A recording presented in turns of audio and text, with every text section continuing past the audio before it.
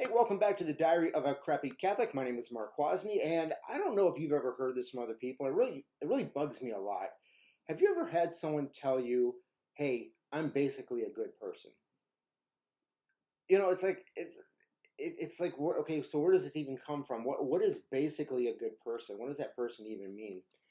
And what I've found for a lot of people who say they're not religious, they're spiritual, or that kind of thing, it's like a feeling they get, or I kind of think this is right or wrong, or but it's based on what they think is right or wrong, and their idea of being a good person, quote unquote, is based on what they think is being a good person. It's not based on anything other than hey, I just think this is right and this is wrong, and that's the end of that. Now we know that God puts the natural law in our hearts, so we all have a sense of right and wrong, and good and bad, and those kind of things. So if you're in tune with that, then you're probably doing okay. But for the folks who don't have that, they don't look at it from that perspective.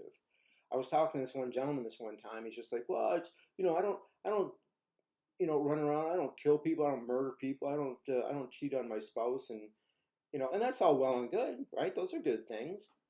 But at the same time, you may not be cheating on your spouse, but hey, you're watching porn, you're looking up and down, girls here and there, and you're just, your eyes always wandering at that kind of thing. Or hey, I haven't killed anybody. Hey, I haven't either. Join the club. Good job. But you may be really angry at people. You may hate them. You may want them to die. And there's times I've heard people say, "Oh, I wish that person would go to hell." I mean, that's horrible. That's a horrible thing.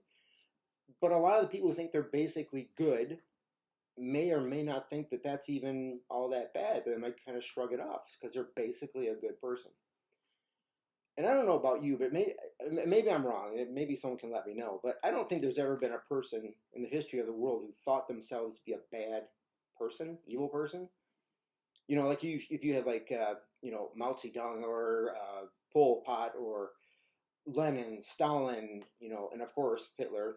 Wouldn't be a podcast without Hitler. you know, are you telling me they got up in the mirror and said, you know what? I'm really an evil, horrible person, and I'm just going to go out and do evil, and I'm mean and nasty and, horrible.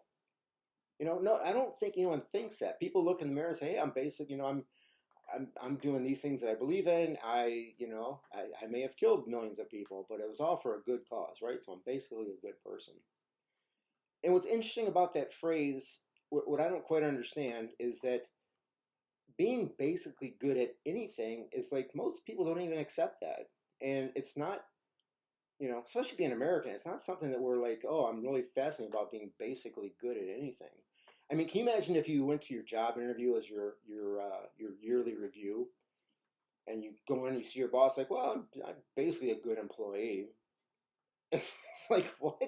Didn't you, kick butt? Didn't you have some great projects? No, I'm just basically a good employee. So, like, are you going to get the raise? Are you going to get the bonus? Who goes in, to their job saying, I'm just going to be a basically good employee? Okay, I'm sure there's some of you like that. I'm sure, we've all had jobs like that. But for the most part, why would you expect any kind of, reward or recompense if you're just like, I'm basically good, right? Some people say, "Oh, I'm basically a good parent." Really? Who's basically a good parent? Well, I get the kids food. I make sure they have clothes and everything. I'm basically a good parent, right? Like, don't you want to be a great parent or the best parent you can be? Who goes in half-hearted like that? And of course, my favorite example is, if you're on a professional sports team, I'm basically a good player. Really? Can you imagine being on a team with another person who's just like a basically good player, right? You want the best player. You want them to work really hard and do really good and, you know, follow the rules and be a team and just really do really well. So for the people who aren't Catholic, I don't know where they get their foundation or their morality from or where they think, they're judging what's good or bad or right or wrong.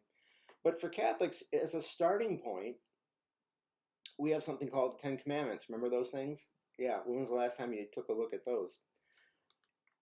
But it's a foundation. And wouldn't it be great if the entire world followed the Ten Commandments? If you look at them, which we're going to do here in a second. But if people just look at them and actually try hard to follow them, what a great world this would be.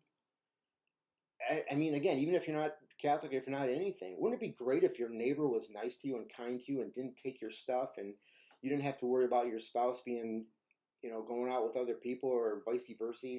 If, there was no robbery, stealing, murder, all those horrible things.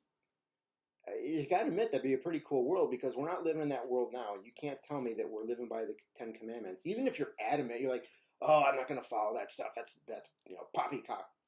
You can't tell me if you're walking down the street and the Ten Commandments, it's, for people who are following this, like, you're not going to murder, you're not going to steal, you're not going to hurt other people, that you could walk down a street safely and, be perfectly fine.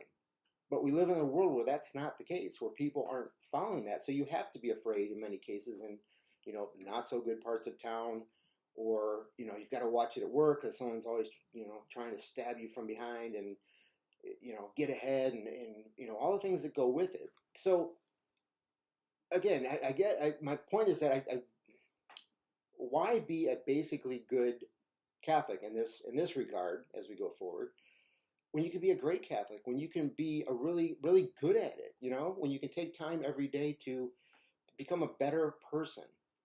Okay. And I don't know if, again, I don't know if anyone's ever called themselves a good person. Like, hey, I'm a good person. It's like, we're going to know if you're a good person. You're going to know if I'm a good person by my actions, how I speak, how I treat you, and everything like that. So let your actions speak for themselves. And to help those actions and words speak better for themselves, the starting point, to me, again, is the Ten Commandments. So I've got them all written out here. I've got some notes. And the first commandment is, I am the Lord thy God. Thou shalt not have strange gods before me. Sound familiar? Okay, and the commands of this one are faith, hope, love, and worship of God, reverence for holy things, and prayer. Right? How tough is that? Hey, if you're a Catholic, you believe in God, and you want to give him your best. So, hey, good start. What does it forbid? It forbids idolatry. It forbids superstition. Horoscopes, lucky horseshoes. I'm always amazed, because I remember as a kid, I would look at horoscopes and thinking, oh, I'm going to have a good day or a bad day. First of all, those kind of things, like predictions of the future, that's not from God. Okay. God lives in the eternal present. He wants us to live in the present. But things like horoscopes, are not a good thing. What was the other one? Oh, spiritism. You ever been to a seance? Have you ever been to one of those things where you try to get, dead relatives or friends, or maybe your dog, right? You really think those are your relatives talking to you? The devils are spirits too. So it forbids that. Tempting God, sacrilege, attendance at false worship. If one of your friends invites you down to the local satanic temple, yeah, no, not going to go. Can't go. That's false. That's no good. It's very bad. So that's pretty simple. Pretty simple commandment. Number 2, thou shalt not take the name of the Lord thy God in vain. This one really kind of ticks me off. I'll tell you why in a second. So the commands are reverence in speaking about God and holy things, the keeping of oaths and vows. What does it forbid? It forbids blasphemy, the irreverent use of God's name. And here's what I understand. Maybe someone can help me out with this. Why is it that so much in like TV, YouTube, other things, they'll make you bleep out cuss words and swear words, the F words or other 4-letter words, but it's okay to say GD, right? The Lord's name in vain. It's okay to use the, Jesus' name. Oh, JC this, JC that, and they don't beat those out. How is that we've become so irreverent to the name of God? And how many, I know a number of Catholics don't even think about it. They're like, oh, GD this, GD that. Like, it's just something that comes out of their mouth. And, with no idea perhaps of what they're doing. Maybe they do, maybe they don't, or it's just habit. But think about it. You're basically taking God's name that you say you believe in, the name of Jesus Christ, the Savior, the person you say you believe in, and you're just throwing their name around like something. Oh, I'd love to hear someone go around and say, Buddha, damn it. Like, I'd like to see how far that goes. Oh, well, we've all got dreams, right? So yeah, the irreverent use of God's name, speaking disrespectfully of holy things, false oaths, and the breaking of vows. Okay, and that's number 2. Number three, keep the Sabbath holy. What's the command? Going to church on Sundays and holy days of obligation. Oh my gosh, what could be simpler? Okay, and again, we're as a Catholic, Sunday is it's the Lord's Day. It's the day when you go to church, you go to mass. I'm always amazed, and again, I've been guilty of this too. All week long, God gives us great things: a beautiful sky, a beautiful day. We got money coming in from our job, we have food on the table, we have clothes and everything. And then Sunday comes, and you're like, oh, I don't want to go, I don't want to get up, I got other things to do. I'm away from home, and I'm not even going to see if there's a mass around. Oh, my friend came in from out of town. I can't go to mass because I got to be with my friend. And we so many times we don't put ourselves in God's shoes, if that even possible. Is are big shoes. But think about it. It's like, look, I'm giving you all these great things, these wonderful things, and I'm asking, no, I'm not asking. I'm commanding you on Sundays to go to mass and give me the worship that I deserve. And how many people don't? How many people blow it off? How many people don't even think about it? And I'm basically a good Catholic, and you don't go to church on Sundays, you don't go to mass, you can't find a way to do that. For one, in many cases, it's an hour and a half. Isn't that crazy? I mean, could you imagine if you did a lot of good things for someone and you said, hey, I just, you need to come one day a week and come see me. And like, no, I got this to do, I got that to do. I know you, I don't know. I don't know if it's theologically correct, but you can't hurt God's feelings, right? But how horrible to just say, I'm not going to come. I can't. Too many other things going on. So again, what it says here is that, what this commandment forbids, it forbids missing church through one's own fault. Unnecessary servile work on Sunday and holy days of obligation. And again, I didn't know this for a long time, but holy days of obligation are days when they're like Sundays. You don't work, you rest, read the Bible, read saints, relax, think about God for a little bit, right? But even Sundays, years ago, I was applying for a job at a supermarket, and on the application, I said, I can't work Sundays. And they said, I didn't get the job because they said Sunday is the busiest day of the week for us. When people go do their shopping, and I know some people are going to get upset, like, well, that's the only day I have. It's like, really? 6 days? You can't stop at a grocery store and get stuff you need throughout the week somehow? Again, I'm not, go talk to someone who has authority or go talk to a priest or something. But how many times have you gone to a parking lot of a store or something and they're just packed, and they're packed with people who have just gone to mass, all right? Or maybe they skip mass and so they go shopping instead. And the other thing is servile work, like little things like, and again, I've been in the same thing. I didn't think twice about it, like doing your laundry on Sunday, doing gardening. And people are like, well, gardening is really relaxing. Yeah, but it kind of scandalizes your neighbor. And they're like, oh, there's the good Catholic. He or she's out there digging in the dirt and sweating and everything. It's like, well, it's relaxing. But that's servile work. That's stuff that can be done during the week. So just think about that when you're doing things that don't have to be done on Sunday. I mean, can you imagine, and I didn't grow up in a world where, pretty much every business was closed on a Sunday. But if you were forced to, if just Sunday, everything just shut down and people was like, look, you get one day to rest, It even says that, when God created the world, he rested.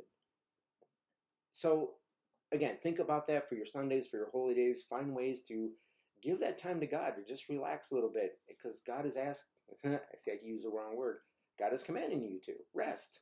It's good for you, right? He's a good father. He wouldn't tell you to do stuff if it wasn't good for you. Number 4, honor thy father and thy mother. What are the commands here? To love, respect, have obedience on the part of children, care on the part of parents for the spiritual and temporal welfare of their children, obedience to civil and religious superiors. Okay? When Jesus came, he said he didn't come to destroy the law, but to fulfill it, right? And who honored their father and mother more than Jesus Christ, right? Mary and Joseph. How much he honored and obeyed. And think about the time when they lost Jesus in the temple was for 3 days. And when they came, he went home with them in obedience, right? He says he went home and he was obedient to them. So there's our example. There's our model. So if you're a youngster, and you owe obedience to your parents, you live with them, that's what you have to do. And then as your parents get older, if we have to, if we're in that position, we have to take care of them. You have to take care of them. My mother-in-law lives with us, and she's got dementia and Alzheimer's, and it's a challenge. It's a struggle. But what's the option, right? You send her off to a home somewhere, and just because it's too much of a burden. Anyway, again, not going to prattle on about that, but yeah, honor your father and mother, but also your superiors, like the people you work for, your managers, your bosses, those kind of people. It's so maddening when they say stuff that you just don't like, you don't want to do, but they're over you. They got power over you. And do you remember in the Bible, in the gospel, if you saw the Passion of the Christ, where Pontius Pilate says, I have the power to, crucify you or release you. And Jesus says, you wouldn't have any power over me unless it were given to you from above. I mean, that's kind of mind-blowing, because then, what you're saying is that these people that I work for, they got their power from God. Kind of think that's what it's saying. So, way to put that into perspective. Number 5, thou shalt not kill. What are the commands? Safeguarding of one's own life and bodily welfare and that of others. What does it forbid? Unjust killing, suicide, abortion, sterilization, dueling. There's a good one. When was the last time you were in a duel? All right? Someone upset you at work and they demeaned your honor. Let's go outside and walk 10 paces with our pistols. And then endangering life and limb of self or others. So, there's a big movement. I know there's a lot of stuff going on in Canada of euthanasia and across the world where people are like, oh, I'm depressed. I'm going to end my life. Or, think about all the cases where we are so cavalier about life in all of its forms. Like somehow we can decide when it's time for someone to die, or we ourselves say, well, it's time for me to die, instead of like, okay, I belong to God. When it's time, it's time. It's going to happen, And people are like, oh, I don't want to suffer. I'm in so much pain.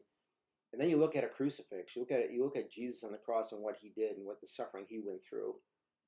And again, easier said than done.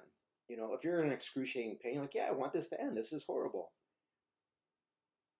But there's so much, there's so much to suffering and pain and to working through it, and helping yourself, helping the souls in purgatory, helping other people that you know and love, because you don't know how much good that suffering does for others. So again, off the soapbox, I'll move on. Number 6, thou shalt not commit adultery. Whoa. Hey, what is this command? Chastity in word and deed, right? It forbids obscene speech, impure actions alone or with others. So again, this is what I was saying earlier. It's like there's those people who think, well, I'm a pretty good Catholic. I don't go, cheating on my wife or husband. But, even a lot of the conversations we have that are impure, that talk about impure things, don't do that. Looking at other people, and this is a big one for guys especially, and guys who are, you look at a woman and you look twice.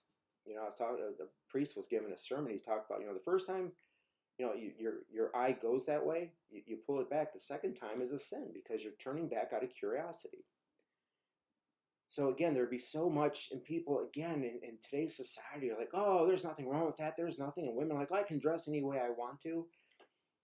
And like, well, it's up to the guy to not look at me and everything. It harkens back to the Old Testament when, Cain kills Abel and the Lord comes, looking for him. And Cain's like, well, what am I? Am I my brother's keeper? And it's like, yeah, you kind of are. You are. We got to watch out for each other and not be selfish. And, because this stuff sends people to hell when you're sitting there lusting after other people, right? And Jesus says, if you, even look at another, well, it says woman, but I'm sure in this case a man too, with lust, right? You've already committed adultery. So just keep an eye on that, because our society is just saturated with it. Pornography and magazines and anything on the TV and billboards, it's everywhere. And again, it's hurtful to your soul. It's hurtful to others. So if nothing else, if you're not going to do it for yourself, do it for others. Number 7, thou shalt not steal. That's the commands are to respect for the property of rights and others, the paying of just debts, paying just wages to employees, integrity in public office. Integrity in public office. right? And the seventh commandment is about, like things. So it forbids theft, damage to the property of others, not paying just debts, not returning found or borrowed articles. How many times have we done that? I've done that before. You borrow something, you never return it. It's not yours. Give it back. Not paying just wages. So if you're an employer and you're not paying your employees right, or overtime, or everything that's going to them, that's a no good. Right? Bribery, graft, cheating, fraud, accepting stolen property, not giving an honest day work for wages received. Oh my gosh. Have you gone to work and not given your best? Have you said, you just sat there and you played games and everything like that? And again, I'm not condemning. I'm just saying this is, again, if this is what you base your life on, you're going to be a better person. You are going to give better service. You are going to be a better employee, a better husband, better wife, better son, better daughter. Excuse me. So, just don't steal. So again, we're back to, well, I'm basically a good Catholic, but I take stuff from the office. I didn't return this. I didn't do that. So that's all I'm saying is hold yourself to a higher standard than basically good enough. Okay, let's not be basically good Catholics. Let's be great Catholics. Number 8, thou shalt not bear false witness against thy neighbor. Okay, what is this command?